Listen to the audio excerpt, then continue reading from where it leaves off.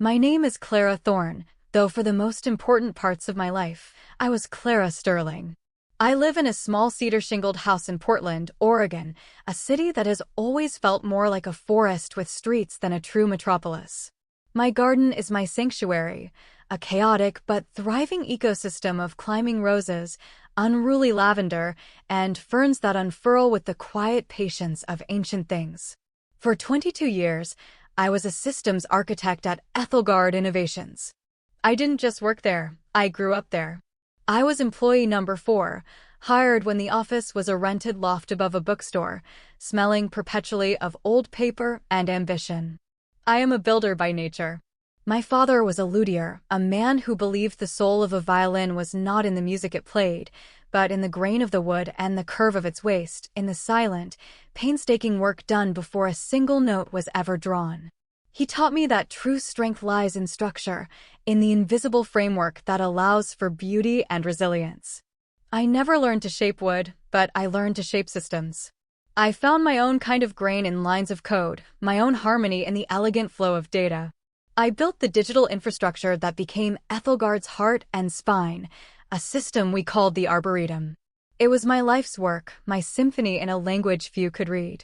I have always been a quiet person, content to work in the background, believing, as my father did, that the quality of the work would speak for itself. I believed loyalty was a form of currency, that dedication was an armor that could not be pierced. I poured my life into that company, measuring my days in server uptime and my years in product cycles. I missed weddings, postponed vacations, and answered emergency calls at 3 in the morning, all in service of this thing I was helping to build. I thought I was indispensable. I thought I was family. But families change, and sometimes, the people you build a home with are the first to forget you laid the foundation. This is the story of how I learned that the most important name you carry is your own, and the most vital structure you can build is the one that holds you up when everything else falls away. The end did not arrive with a bang, but with the clink of a ceramic mug against a glass tabletop.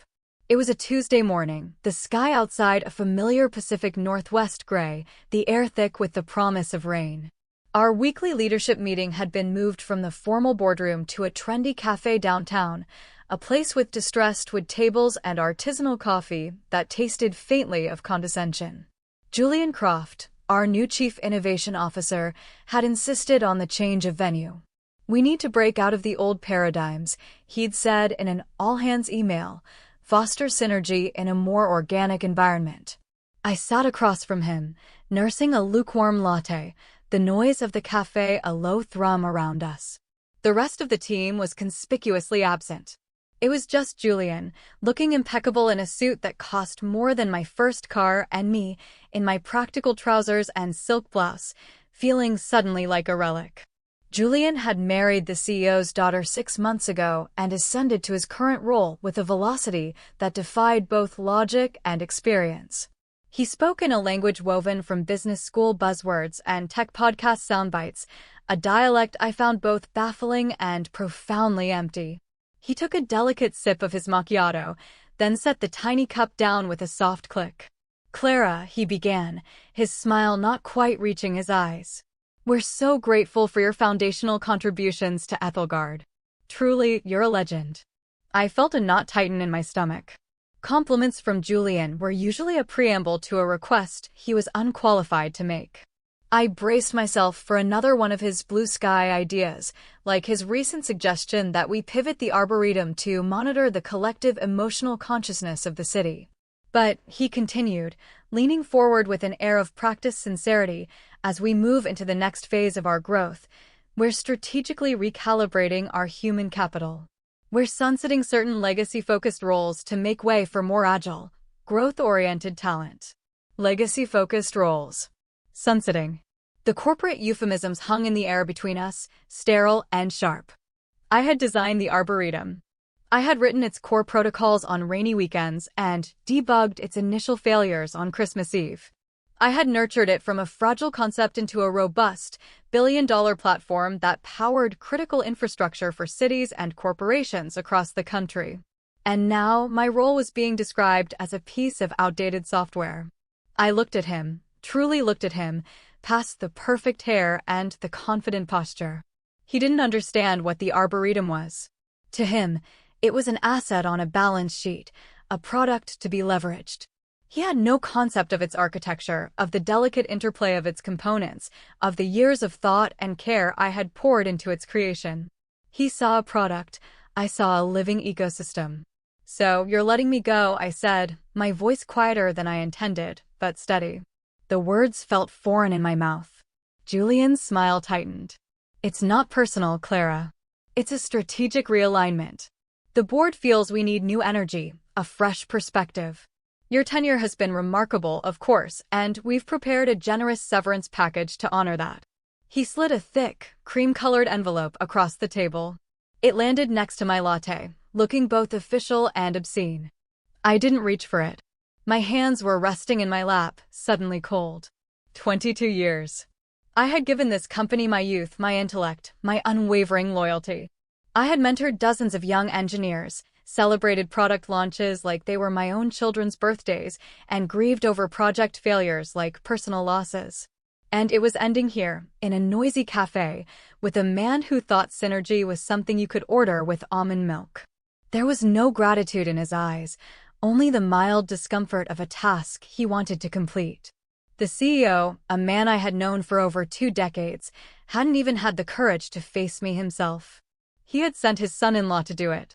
Something inside me, a quiet, deep-seated part of myself that had been dormant for years, began to stir.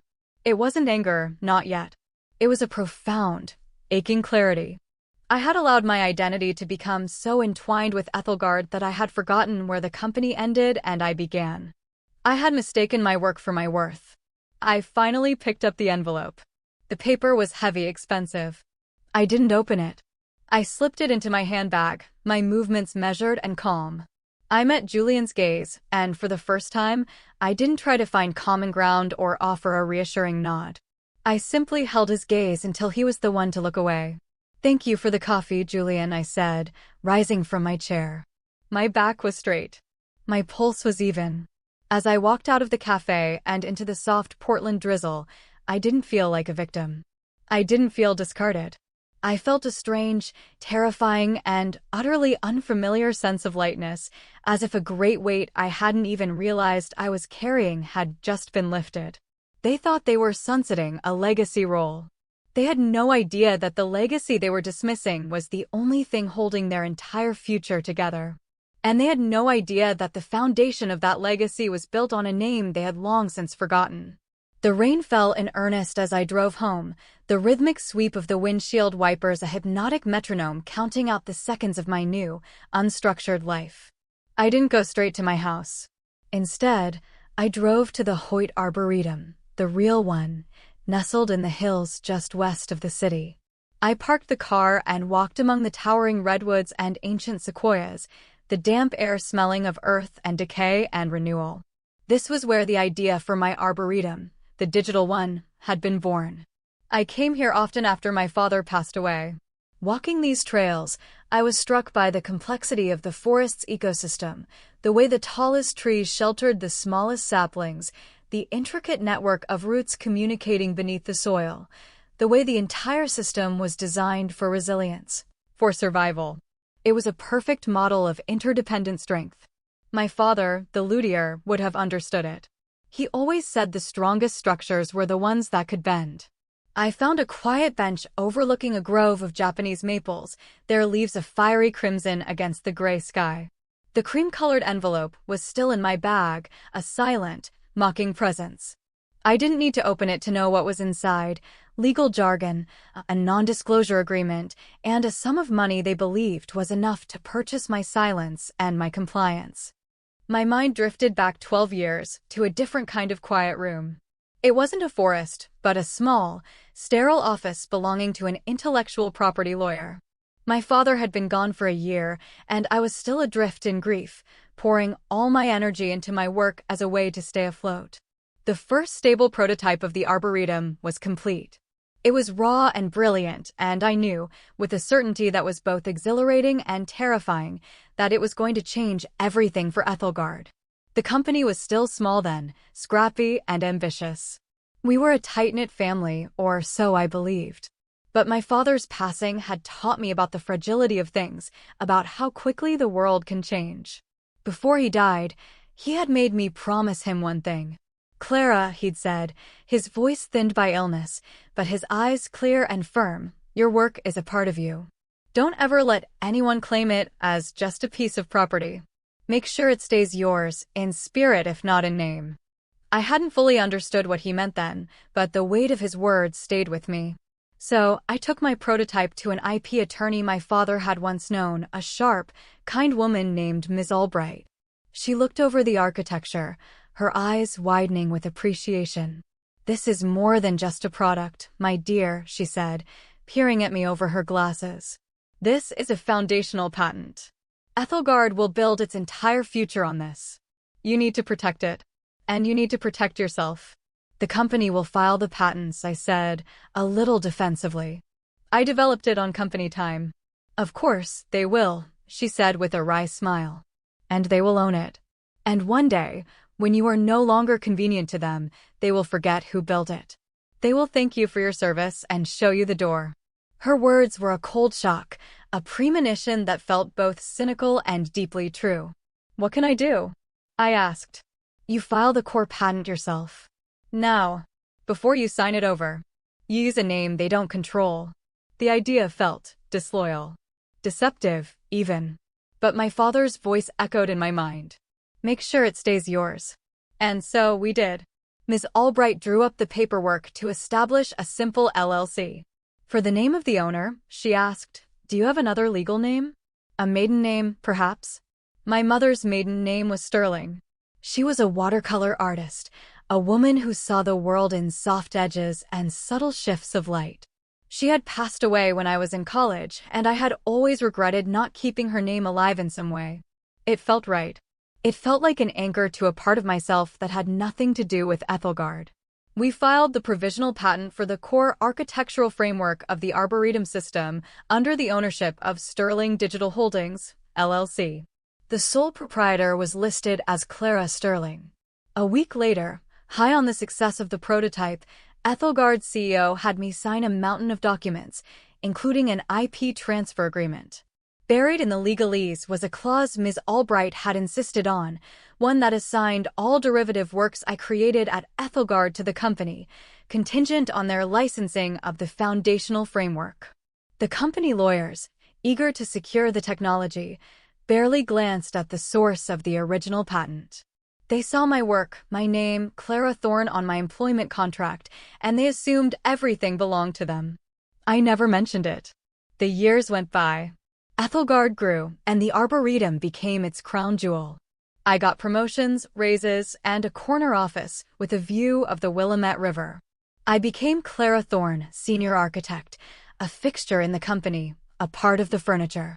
And Clara Sterling, the quiet, prescient woman who owned the blueprints to the entire building, faded into the background, a secret I kept not out of malice, but out of a deep, instinctual need for self-preservation. A promise I had made to my father.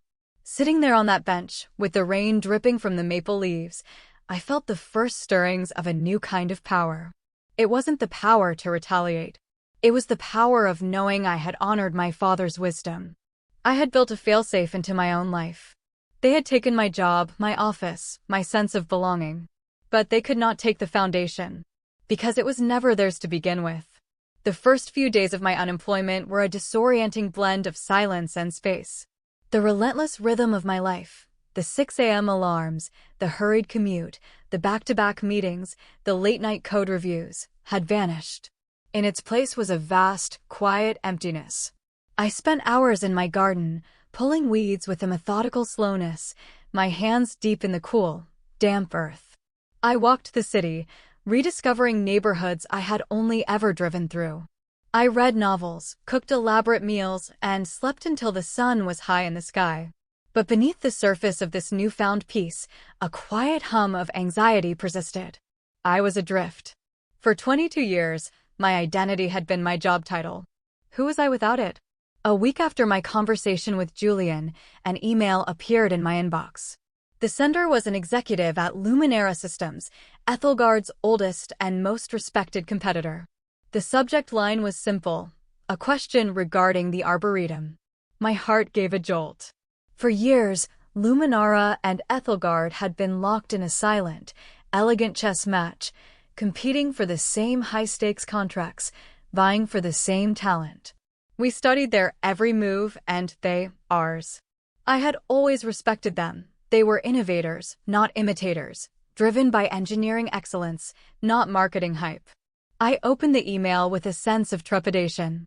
It was from their chief technology officer, a woman named Dr. Eris Thorne, no relation, a coincidence that felt like a small wink from the universe. The message was brief and impeccably professional. Dear Ms. Thorne, we at Luminara have long admired the architectural elegance of the Arboretum system. Our research suggests that the foundational intellectual property may not reside with Ethelgard. We have reason to believe the core patents are held by an independent entity, Sterling Digital Holdings. If our information is correct, and if you are in a position to speak for that entity, we would be very interested in discussing an exclusive licensing partnership. We believe the Arboretum's potential has been constrained. We would like to offer it a home where it can truly flourish. We await your response at your convenience. I read the email 3 times. They had found me. They had done their due diligence, digging deeper than Ethelgard's own legal team ever had. They hadn't just seen the product, they had researched its bones, its very DNA. And they weren't threatening me. They were inviting me. My first impulse was a wave of something that felt like betrayal. To hand over my life's work to our greatest rival? It felt like a sacrilege. The old loyalty, ingrained and reflexive, rose up in protest. Ethelgard was my home, my family, even if they had cast me out. But then another thought, clearer and sharper, cut through the emotional fog. The Ethelgard I had loved was gone. It had been replaced by a hollow corporation led by men like Julian Croft, men who saw my work as a legacy asset to be sunscreened. They didn't value the Arboretum. They only valued the revenue it generated. In their hands, it would stagnate, its elegant design gradually corrupted by short-sighted, market-driven innovations. The email from Luminara wasn't an invitation to betray my work. It was an offer to save it. I closed my laptop and walked into my garden.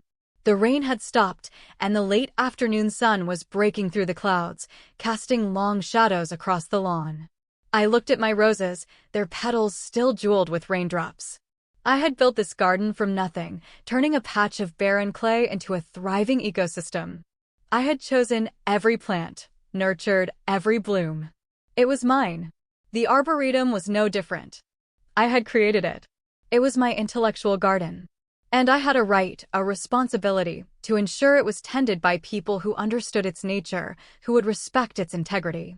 I went back inside, my decision made. A sense of calm settled over me, a feeling of rightness that was as solid and real as the earth under my feet. I opened my laptop and typed a short reply to Dr. Thorne. Thank you for your inquiry. I am the sole proprietor of Sterling Digital Holdings. I would be open to a conversation. I hit send. It wasn't an act of revenge. It was an act of stewardship. I was finally choosing to protect my creation, not the company that had taken it for granted. I was choosing to be Clara Sterling again. The meeting with Luminara Systems was held 2 days later in their downtown Portland office. The contrast with Ethelgard's ostentatious headquarters was striking. Luminara's space was minimalist and functional, filled with natural light and the quiet hum of focused work. There were no motivational posters on the walls, no gleaming marble floors. The value of the company was clearly in its people, not its decor. Dr. Eris Thorne greeted me herself. She was a tall, graceful woman in her 50s with intelligent eyes and a warm, firm handshake. She led me to a simple conference room with a view of the Fremont Bridge. Waiting for us were Luminara's CEO and their head of legal counsel. They greeted me with a quiet respect that felt more genuine than all of Julian Croft's effusive praise. There was no small talk. They got straight to the point. Ms. Sterling, the CEO began, using the name from my LLC. The sound of it in this professional context was both strange and deeply affirming. We believe the Arboretum is the most significant piece of systems architecture developed in the last decade. We also believe its current implementation is only scratching the surface of its potential. Dr. Thorne took over. We don't just want to license it, Clara, she said, switching to my first name with a natural ease. We want to partner with you. We want you to guide its future. They slid a proposal across the table. It wasn't an envelope. It was a simple, bound document. I opened it and began to read. The terms were staggering. It wasn't just the monetary offer, a figure so large it seemed abstract, a string of zeros that belonged in a different reality. It was the structure of the deal. They were proposing a full, exclusive licensing agreement for the Arboretum core system, paid to Sterling Digital Holdings. But there was more. They were offering me a position, Senior Fellow and Chief Steward of the Arboretum Project. It was a consulting role, not an employee position, that would give me veto power over any fundamental changes to the system's architecture. They weren't just buying my past work, they were investing in my future wisdom. And then I saw the clause that made my breath catch. All public-facing materials, academic papers, and technical documentation related to the Arboretum system will feature the following attribution: core architecture designed and created by Clara Sterling. They were giving me back my name. The name I had hidden away for safekeeping, the name that represented the truest part of my professional self. I looked up from the document, my eyes meeting Dr. Thorne's. I saw no guile there, only a straightforward recognition of my work's value and of my value as its creator. Why? I asked, my voice a little thick with emotion. Why go to this length? It was the CEO who answered. Because, Miss Sterling, he said, his voice even and calm, we are a company of builders. We know that a strong foundation is everything. And we believe the person who laid the foundation is the best person to ensure the building stands tall for generations to come. We don't buy legacies, we partner with them. In that moment, the last vestiges of my misplaced loyalty to Ethelgard dissolved. This was where the Arboretum belonged. This was where I belonged. I remembered the contract I had signed at Ethelgard all those years ago. Ms. Albright had insisted on one other crucial clause, one so deeply buried in boilerplate legal text that no one had ever noticed it. Clause 17b, non-transferability of core license. It stipulated that the license Ethelgard held for the Arboretum's core framework was non-transferable and non-sublicensable without the explicit, notarized consent of the original patent holder, Sterling Digital Holdings. It was a lock I had put on the door 12 years ago, never sure if I would ever need the key. Ethelgard couldn't sell the company, or spin off the Arboretum, or enter into any new major partnership without my signature. By firing me, they had severed their only connection to the woman who held that key. They had stranded themselves on an island of their own making. I took the pen they offered me. My hand was perfectly steady. The signature flowed across the page, a name I hadn't written in a professional capacity in over a decade, Clara Sterling. The signing was not a moment of triumph. It was a moment of profound peace. It was the feeling of a story finally reaching its proper conclusion, or rather, its proper new beginning. As I left the Luminera building and stepped back out into the gentle Portland sunlight, I felt like I was walking on solid ground for the first time in a very long time. The first tremor at Ethelgard was subtle, almost undetectable from the outside. A week after I signed with Luminera, a small article appeared in an online tech journal. Luminera Systems announces strategic partnership with Sterling Digital Holdings to evolve next-generation infrastructure. The article mentioned the Arboretum by name. I received a text from a former colleague, a brilliant young engineer I had mentored. Sterling Digital? Is that? I simply replied, yes. A few hours later, the ground began to shake. Ethelgard's stock price, which had been climbing in anticipation of a major new release of the Arboretum, dipped by a few points. An internal memo was leaked to an industry forum, announcing a temporary pause on the Arboretum 4.0 rollout to conduct a full review of our core IP licensing. The panic was beginning. I could almost hear the frantic phone calls, the hurried meetings, the lawyers being summoned from their corner offices. I imagined Julian Croft, his perfect suit suddenly feeling too tight, demanding answers from a legal team that was scrambling to find a 12-year-old contract in their archives. The next day, the real earthquake hit. Hanley Price Capital, Ethelgard's primary investor, a venture capital firm known for its ruthless efficiency, issued a statement. They were putting their planned second round of funding, a massive injection of over $100 million, on indefinite hold pending clarification of the company's ownership of its core assets. The news was public now. The story was no longer about Luminera's new partnership. It was about Ethelgard's catastrophic oversight. That evening, I received a forwarded audio file from my young engineer friend. No message, just the file. The file name was exec_call_emergency.mp3. My finger hovered over the play button. A part of me didn't want to hear it. It felt like eavesdropping on a funeral. But another part, the part that had been silenced and dismissed, needed to know. I pressed play. The audio was clear. It was a conference call. I recognized the CEO's strained voice first. How could we not know? How is this possible? Then Julian's voice, high-pitched and frayed with disbelief. It was registered under Sterling. Her mother's name. Who the hell is Clara Sterling? I fired Clara Thorne. A third voice, tired and defeated, Ethelgard's chief counsel. They're the same person, Julian. The core patent, the very first one, was filed by Sterling Digital Holdings, LLC, a week before she signed her employment agreement with us. The agreement gives us rights to derivative works, but the core license, it's contingent. And there's a non-transferability clause. Clause 17B. A long, heavy silence filled the recording. I could feel the weight of their realization, the dawning horror. Then Julian again, his voice cracking. So, you're telling me, we don't own the Arboretum? We own the branches, the lawyer said, his voice flat. But she owns the tree. I stopped the recording. I didn't feel a surge of victory. I didn't feel vengeful joy. I felt a deep, quiet sadness for the company I had once loved, for the dream we had all shared. But I also felt an unshakable sense of rightness. I had not set out to destroy them. They had done that to themselves, through arrogance and a breathtaking lack of curiosity. They had looked at me and seen a loyal employee, a fixture, a legacy role. They had never bothered to look deeper, to understand who I was, or to read the contracts they had signed. They had forgotten my name, and in doing so, had forfeited their future. I walked out into my garden as dusk settled over the city. The air was cool and smelled of damp roses. I was no longer Clara Thorne, the discarded architect. I was Clara Sterling, the woman who owned the tree.